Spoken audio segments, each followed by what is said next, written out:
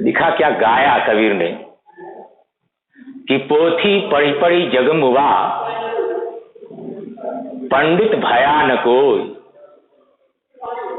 ढाई आखर प्रेम का, पढ़े सो पंडित होई।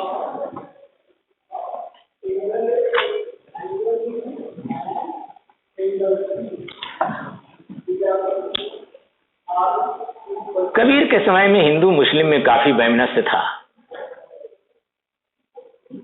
हिंदू समाज भी जातियों में, वर्गों में बटा हुआ था।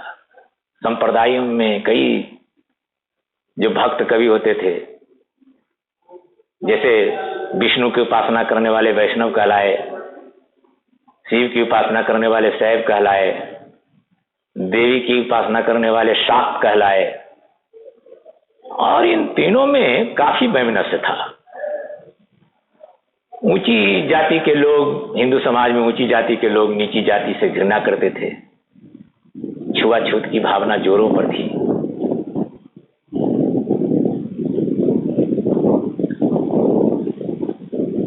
इस समय इन सभी, कहा जाता है कि साहित्य अपने युग का प्रतिबिंब होता है, तो तत्कालीन युग का प्रतिबिंब आप कबीर के साहित्य में भी देखने को मिलता है आपको।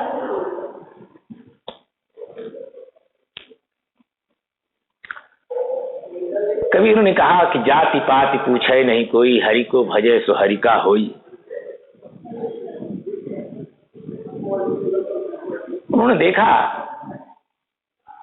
कि हिंदू समाज और मुस्लिम समाज, दोनों समाज में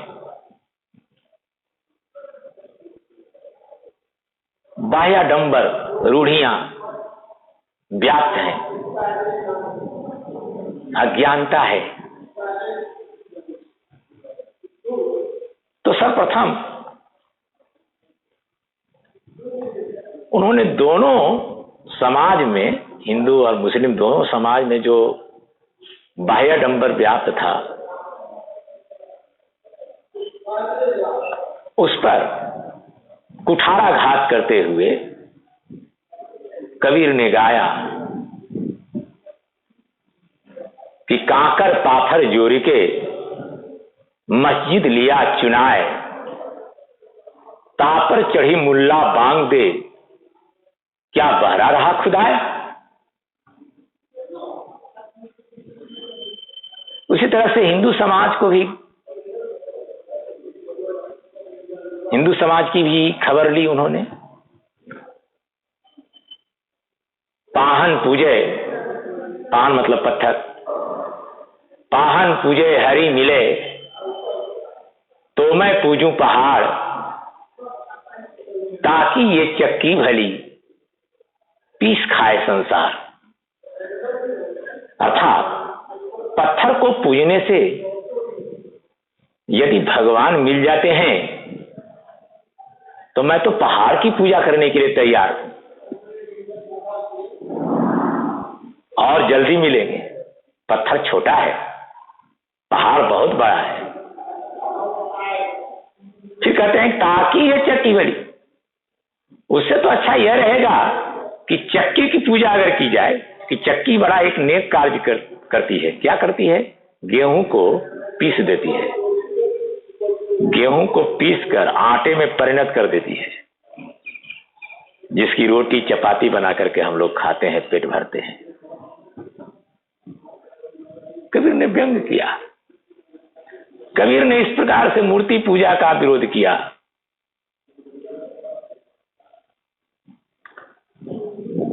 भगवान मूर्तियों में नहीं है, ईश्वर कभी जड़ नहीं हो सकता।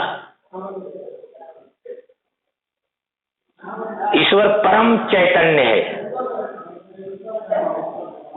ईश्वर जब भी हो सकता है तो चेतनशील प्राणी में ही ईश्वर हो सकता है। कबीर ने गाया, नामे मंदिर नामे मस्जिद, ना कावे कैलाश में।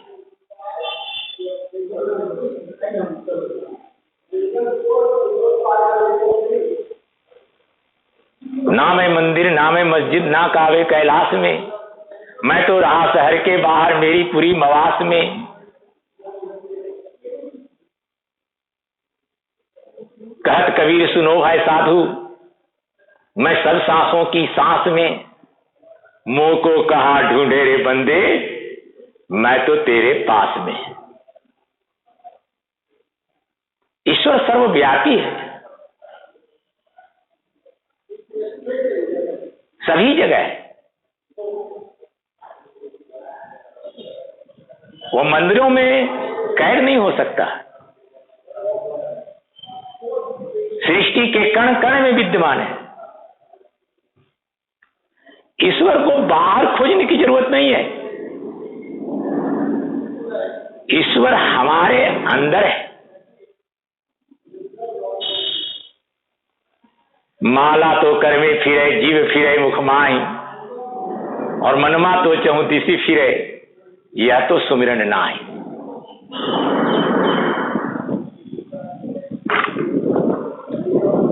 इसलिए ईश्वर कबीर जो हैं एक क्रांतिदर्शी कवि थे।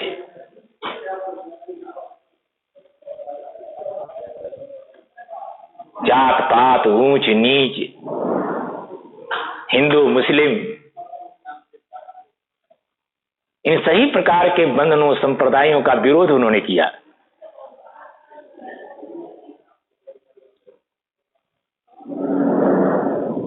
कबीर शास्त्रीय ज्ञान की अपेक्षा अनुभव ज्ञान को अधिक महत्व देते थे।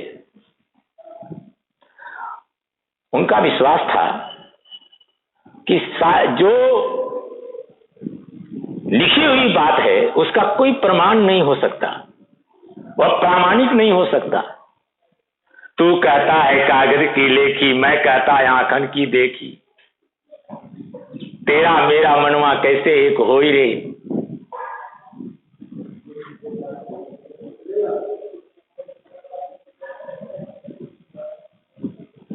कागज की लिखी हुई बात कहते हो, और मैं जो कहता हूं अपनी आंखों देखी बात करता हूं। आंखों देखी बात का कोई प्रमाण नहीं होता, कोई प्रमाण की आवश्यकता नहीं है इसकी, लेकिन लिखी हुई बातों के प्रमाण की आवश्यकता है।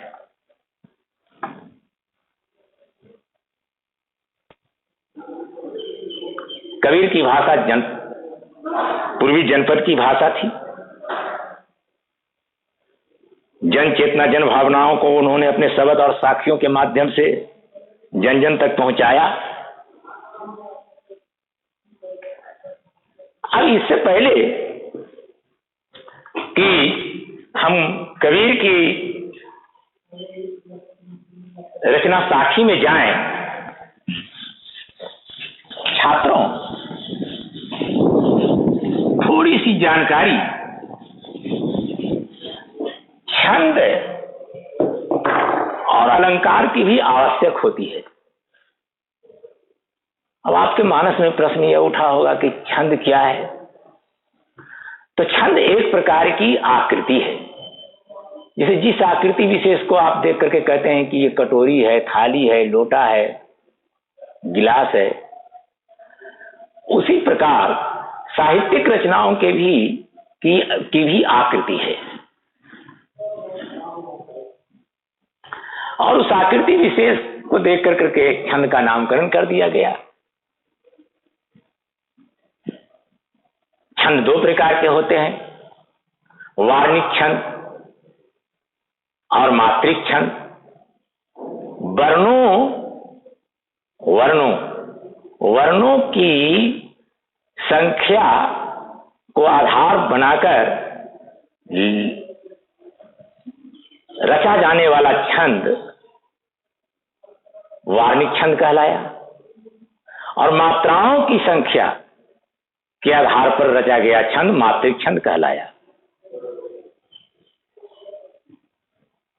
प्रिय छात्रों, दोहा एक मात्रिक अर्धसम छंद है। उदाहरण के लिए आप हनुमान चालीसा तो प्राय सभी छात्र जानते होंगे। हनुमान चालीसा का जो मंगलाचरण का दोहा है, उसी दोहे को मैं प्रस्तुत कर रहा हूं बोर्ड पर।